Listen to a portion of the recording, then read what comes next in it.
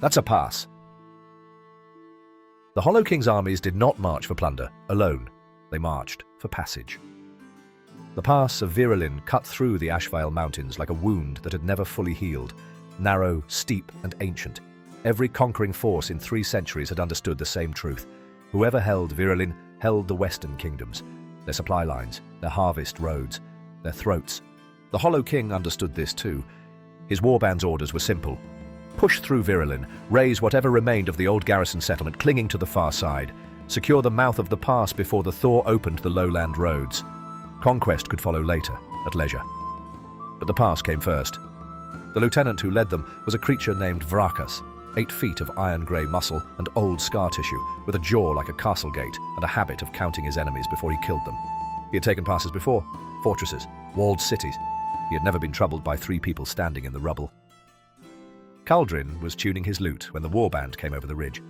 He was sitting on a broken piece of wall, one boot propped up, head tilted to the side, listening to a string that was almost right. Not quite. He adjusted the peg by a hair, plucked it again. There. Perfect.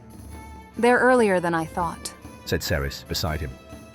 She was a small woman, shorter than her spear by a full forearm's length, with the kind of stillness that belonged to things that did not need to prove themselves. She had been rotating her shoulder in small circles, working out a knot. She stopped and watched the warband spill down the far slope like a dark tide. We could ask them to come back tomorrow, She offered. I already promised the miller we'd be done by lunch. Caldrin said. He finally looked up. The warband was large, very large. He counted 3 dozen at a glance, with more behind. He revised the count upward. Orin, He called without turning around. how are the runes? A pause from somewhere behind a crumbling archway. Spectacular, Said Orin. Then quieter. mostly. Caldrin chose not to ask about the rest. This was the work they did, the 3 of them. Not for coin, though coin helped.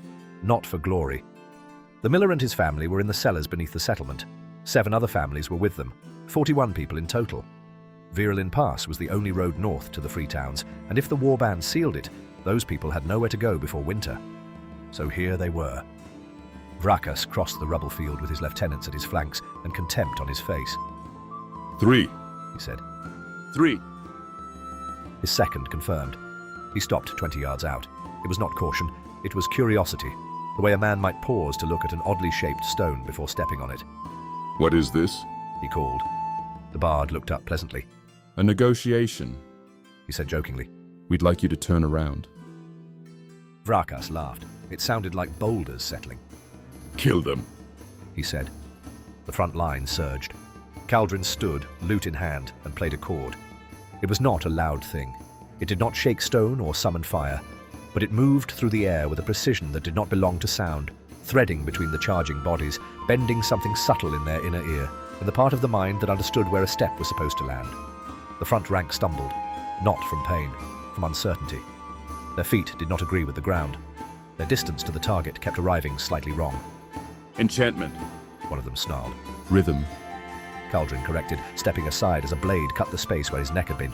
He played another phrase, light and almost cheerful, and the second rank swung through empty air. Very misunderstood discipline. He moved between them the way water moves between stones, not fighting the current, finding the gap. Ceres sighed. I was hoping to stretch first. She said, and lifted her spear. She moved. There was no dramatic announcement in it, no war cry. She flowed into the mass of them like a needle through fabric, precise, almost quiet, impossibly inevitable. The first giant reached for her and found only the shaft of her spear where his wrist used to be whole. The second stepped forward and did not finish the step. She was already past the third by the time the second understood what had happened. She did not look fast. She looked correct, like every motion was the only motion that could have happened. Vrakas watched her work through 3 of his largest fighters in the time it took him to draw breath. Then the ground shimmered. The runes flared into existence, not carved in stone, but somehow in the air itself, burning blue-white in patterns that did not map to any alphabet Vrakas knew. The warband's forward charge did not slow in body, it slowed in intent, in certainty. The part of the mind that commits to emotion hesitated, and in battle, hesitation was everything. A section of the ground opened, not violently, politely almost, as if gravity had reconsidered a prior commitment and was making adjustments. 4 of Vrachas's soldiers were simply no longer where they had been standing. A head poked around the archway. Oh, Said Oren, frowning at his book. I mislabeled that sigil. He looked at the space where the soldiers had been. The collapse was supposed to be smaller. Vrachas stopped. He looked at the bard, picking his way through the chaos with his eyes half closed, listening to something no one else could hear. He looked at the spearwoman, standing amid the fallen, not breathing hard. He looked at the old wizard, scribbling corrections in a book with ink-stained fingers, unbothered. And something cold settled in Vrachas's chest. He had held passes. He had taken walls. He had broken warbands twice this size. He had never seen anything like this. Fall back. He said. His second turned, startled. Lieutenant! Fall back. Reform on the high ground. His voice had changed. The contempt was gone. Something else was in its place. Something a creature like Vrachas did not often feel, and recognized only slowly. These 3 have held this ground before. Look at the ruins. Look at the approach. He was reading the terrain the way he should have read it on arrival. The broken walls funneling his forces into narrow lanes. The rubble fields that slowed a large body, but barely hindered one person moving alone.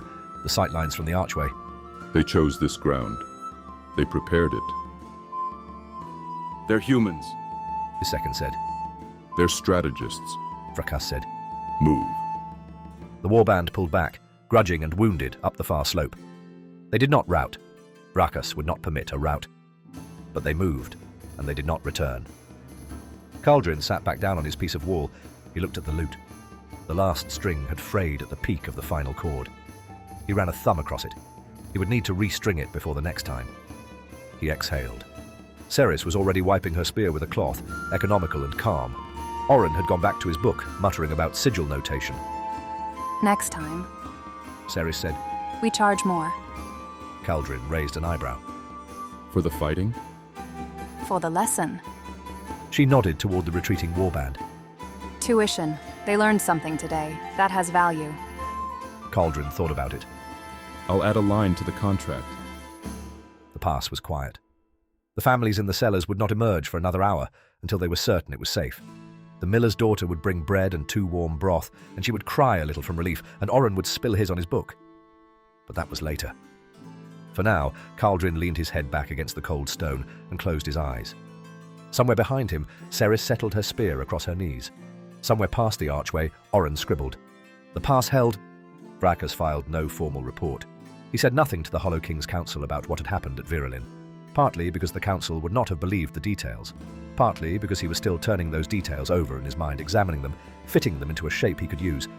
3 humans, 1 narrow pass, 1 broken settlement, 1 bard, 1 spear fighter, 1 aging wizard with handwriting problems.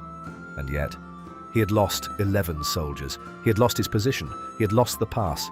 Not to power, not to size, not to anything he had prepared to fight. He had lost to preparation, to patience, to a kind of intelligence that did not announce itself until the moment it was already too late. He sat with that for a long time. When the Hollow King's next campaign meeting convened and a junior officer described a human garrison in the lowland road as lightly defended, Vrachas said nothing. But a sound escaped him, low, brief, more breath than laugh. The officer glanced over, uncertain. Vrachas looked away. Let the boy have his confidence. It would not survive contact with the pass. This has been a chapter from the Negsbane Iron series. Follow at Negsbane for more.